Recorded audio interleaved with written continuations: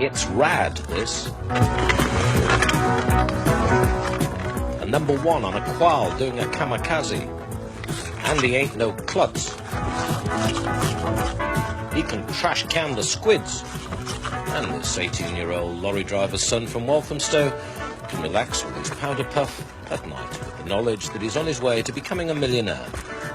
When it comes to berm warfare, Andy Ruffell is a #1. You see, to those of us who don't understand that language, which came from America along with the sport, BMX is just little lads on bikes, dressed up like Barry Sheen and doing clever things on a push cycle. Rubbish. This lad has been British champion for 3 years. He makes a bomb. And sponsors are falling over themselves to bung their names on his body. The stories are that the combined sponsorship, you've got Mongoose and then there's... That's right, Amoco, yeah, the main sponsors. Yeah, and then you've got Ford as well. Yeah, and Spectre Oils. And Spectre Oils, we don't want to miss them out. But basically it's worth about £40,000 to £50,000 a year. Well, you know, I'm not going to say really, but I earn a very good living, I'll say that. You don't need to be shy. I earn a very good living, and I'm quite pleased. That's all I can say, really. You're not denying that sort of figure, that sort of area? It's you know, in that area. That sort of area. Yeah. It's good. Andy gets the superstar treatment everywhere he goes. He travels 60,000 miles a year racing and freewheeling. He's got an agent, gets £100 an appearance, and due to skill, a lot of work, and a bright head on his shoulders, he's become the first real full-time professional, a craze which has become a sport and an obsession for many thousands of British youngsters. At the moment, we're racing amateur.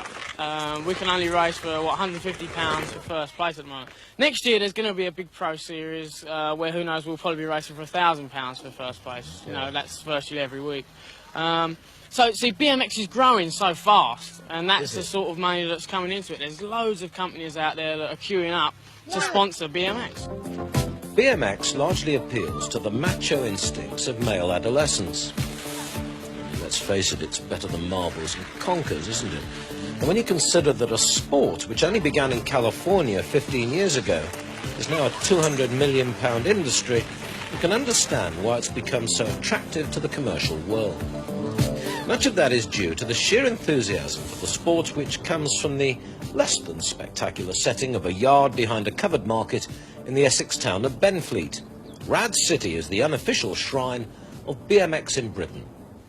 This shop is the Holy of Holies, the Wembley Stadium, the Lords, the Wimbledon, the Mecca of the BMX world. And that's because it's the first in the country to sell a wide range of BMX goods. Now, to you and me, this is just, well, an ordinary bike. To a BMXer, it's the original Model T Ford, the penny farthing of BMX bikes in this country, because it came here as long ago as 7 years. The craze only took off in Britain 4 years ago, and now look. There's many different varieties of BMX bikes for sale as there are cars. Hi, Brian. Do you reckon you could do a repair job for me? Yes, certainly. What's the problem? More than anyone, Brian Wenman is responsible for bringing BMX to Britain. In other words, he's cost parents a lot of money. Brian watched the sport during a holiday in America. A redundant engineer, he set up the shop with his savings, and now people come from all over the country and abroad to buy from a man who's likely to become the sport's first British millionaire. And a helmet, a good helmet would start at £25. It can go up to £80, £85 for the best. It depends how much money you got in the bank, of course. Then you wear a good shirt, the one that's not going to rip easy. Good padded trousers, well padded down this area here. And what about the bike? What would that cost? Well, the bike is again, as much as you really want to spend. This particular one here will set you back 400 plus. It's one of the latest. Well, what would you spend? You could spend 1,000 plus if you really want. Absolutely, yes.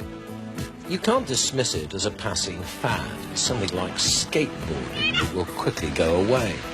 So parents whose kids haven't been bitten yet, watch out. Those who have, good luck.